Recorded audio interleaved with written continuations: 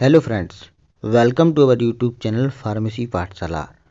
तो फ्रेंड्स, आज हम लोग बात करने वाले हैं बी फार्मा फोर्थ ईयर की 7th सेमेस्टर का इंडस्ट्रियल फार्मेसी सेकंड के कुछ इम्पोर्टेंट क्वेश्चन आंसर, जो कि एग्ज़ाम पॉइंट ऑफ व्यू से बहुत ही इम्पोर्टेंट क्वेश्चन होने वाले हैं। तो मैं आपको इसमें 5 यूनिट के क्वेश्चन आपको देने वाला हूँ, तो आप इन्हें ज़रूर पढ़ें। अगर आप हमारे चैनल पर पहली बार आए हैं तो हमारे चैनल को सब्सक्राइब एंड वीडियो को लाइक और शेयर ज़रूर करें। तो चलिए फ्रेंड, देखते हैं। तो पहली यूनिट है plot plant scale up technique. तो ये सब लॉन्ग आंसर क्वेश्चंस हैं जो कि मैं आप लोगों को देने वाला हूँ। तो इसका जो पहला क्वेश्चन है, what do you mean by plot plant scale up, give the examples. तो इस means plot plant scale up क्या होता है, इसका मीन्स बताना और उसके एग्जाम्पल्स भी देना है। सेकंड है, what is the significance of plot plant scale up with routine production produce. Third है, explain the procedure for plot plant scale up for liquid orals के लिए। Explain the procedure for plot plant scale up for semi solid dosage forms. अगला 5वां question है, explain the procedure for plot plant scale up for liquid dosage form. 6. What do you mean SUPSE? 7th है, write a short note on plot plant scale up for solid dosage form. अब second unit technology development and transfer, जो कि industrial pharmacy की second unit है, तो हम इसके question भी देख लेते हैं। Define technology transfer, what is sending unit and receiving unit, right the principle of technology transfer. Second है, डिफाइन द फॉलोइंग टर्म। तो इसमें हमें ये टर्म है इसको डिफाइन करना है। API, excipient, DQ, IQ, OQ and PQ. अगला क्वेश्चन है, what is the information required for technology transfer for starting materials from SU to RU, sending unit to receiving unit. चौथा है, write beneficially on the information required for process and finished product. 5वां question, write a note on analytical method transfer and basic responsibility of SU and RU, sending unit and receiving unit. अगला, which agencies are work for technology transfer in India, write about any 2 agencies. What is QRM? Describe the principle and process of QRM. तो अब तीसरी unit है regulatory affairs, unit 3। तो इसका पहला question है, what is an NDA, discuss the requirements of data while filling a NDA, give examples where a NDA can be filled. अगला question है, comment on the bio equivalence requirement according to ICH guidelines. Third question है, discuss the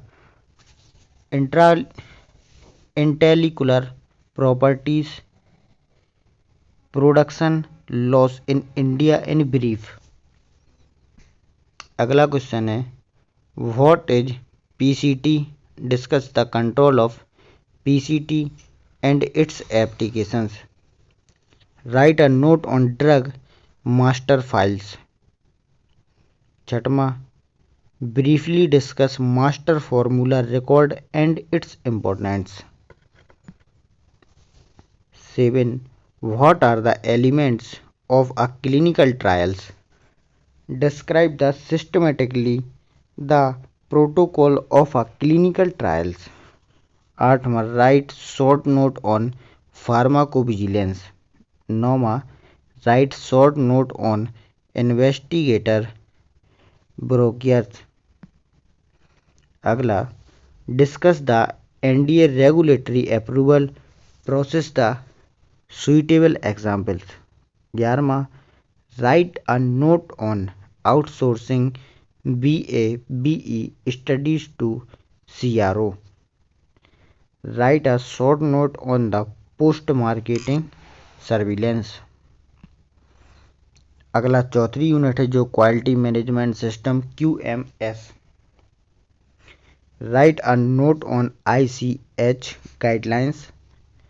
Explain the principle of TQM and QBD. Write about the Six Sigma concepts. Define OOS. How will you find out the possible OOS in the result? Explain. Write the basic principles of ISO 9000. Explain ISO 9000 series in detail. Write a note on requirement of ISO 9000 series. What is EMS? Write the basic working principle of ISO 14000 series. What are the advantages of it? Write a short note of GLP and NABL. अगली 5वीं unit है Indian regulatory requirements. तो इसका पहला question है explain the detail of CDSCO and give its function. तो इसमें CDSCO के डिटेल में लिखना है और इसके फंक्शन भी लिखने हैं. Right about the various drug regulatory agencies. तो ड्रग रेगुलेटरी की एजेंसीज कितनी होती हैं. Right detail about different central drug testing laboratory available in India. तो हमारे इंडिया में सेंट्रल ड्रग टेस्टिंग लेबोरेटरीज कितनी अवेलेबल हैं. Right short note on state license authorities. Explain about central drug laboratories and its function. What is RDTL and its function. What is COPP and its importance? What are general requirements for submission of applications for issue of COPP? Write the procedure for accepting the application for issue the COPP. What is the procedure of accepting the applications of issue of COPP? What are the documents required for applying granting on rehabilitation of COPP?